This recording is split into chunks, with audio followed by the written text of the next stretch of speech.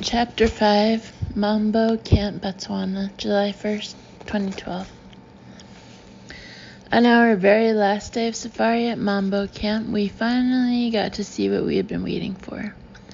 The weight I had put on had become unmanageable, and I asked our safari guide, Doc, to drop me off at the gym so I could at least get on the bicycle and get my blood flowing. On the way to the gym, we bumped into this little asshole. As we all sat there in shock, Doc stopped the car to take a call on his walkie-talkie, telling him that some lions had entered camp. "Be very quiet, girls," Doc told us. "Do you think he just got off the elliptical?" Sue whispered. "Is that why he's so tired?" We were all standing up in the Jeep taking pictures, Rex included. "Has this ever happened before?" Rex asked Doc, who confirmed this was indeed a first. There's a little tiny gift shop to the right of the gym, and a woman opened the door quickly to hang a sign that says closed. Then the lion woke up. As it turns out, our picture taking wasn't what woke the lion up.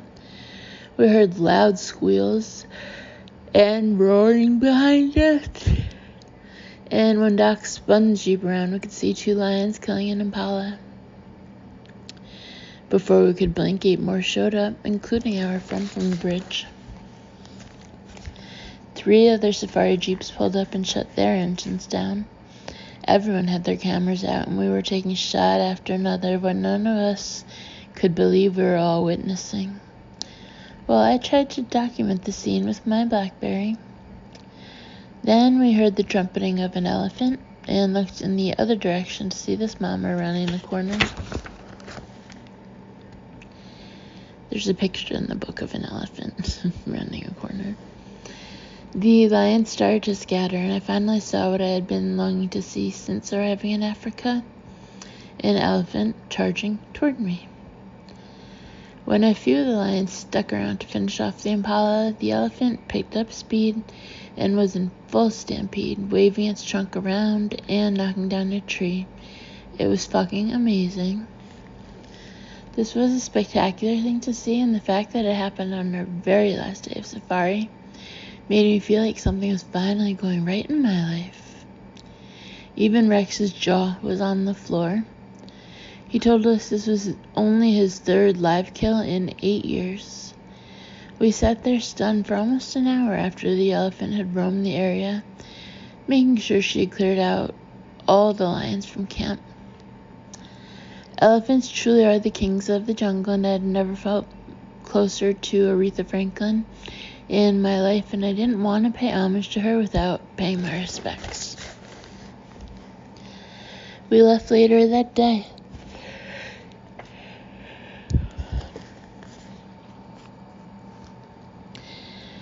Sue and Hannah were headed back home to LA. Rex was headed to visit his family somewhere in South Africa.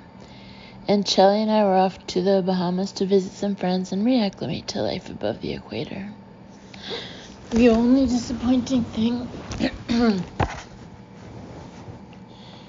about Africa was that I did not have sex. I deal with the memory of that rejection every day. Well, every other day.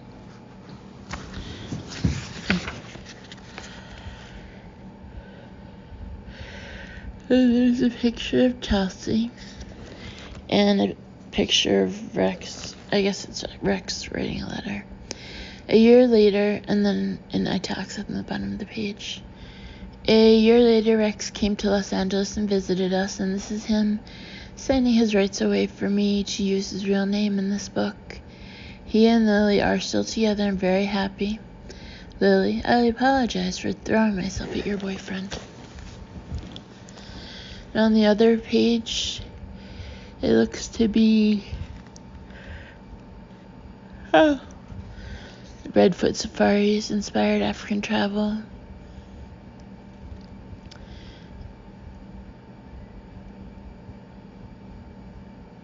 And then it has website email, contact numbers, and contact emails and phone numbers. And then in italics under that. If you'd like to go on an adventure with Rex, this is his business card. Don't expect penetration.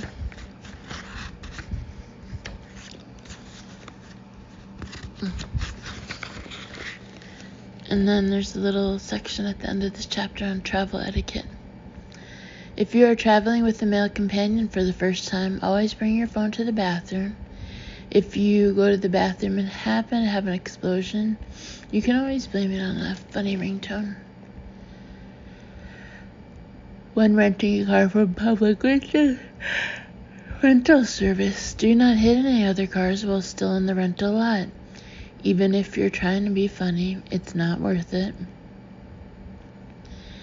Listening to NPR does not make you smart. Mentioning that you listen to NPR actually makes you dumber. When dealing with foreigners, pretend you are a Canadian. When dealing with Canadians, pretend you are Armenian.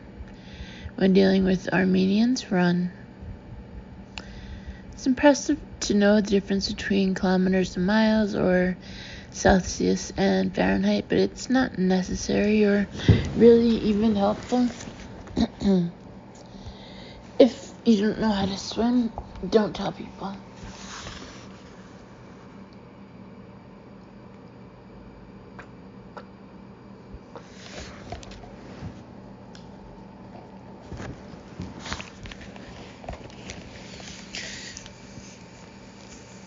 It isn't acceptable to paddleboard in a hotel pool when other guests are swimming.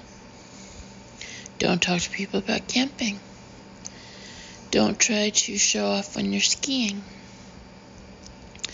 Do not take ecstasy in a military transport to Guantanamo Bay, even if you are doing some charity work as part of a USO tour. It's disrespectful to the troops and to the prisoners.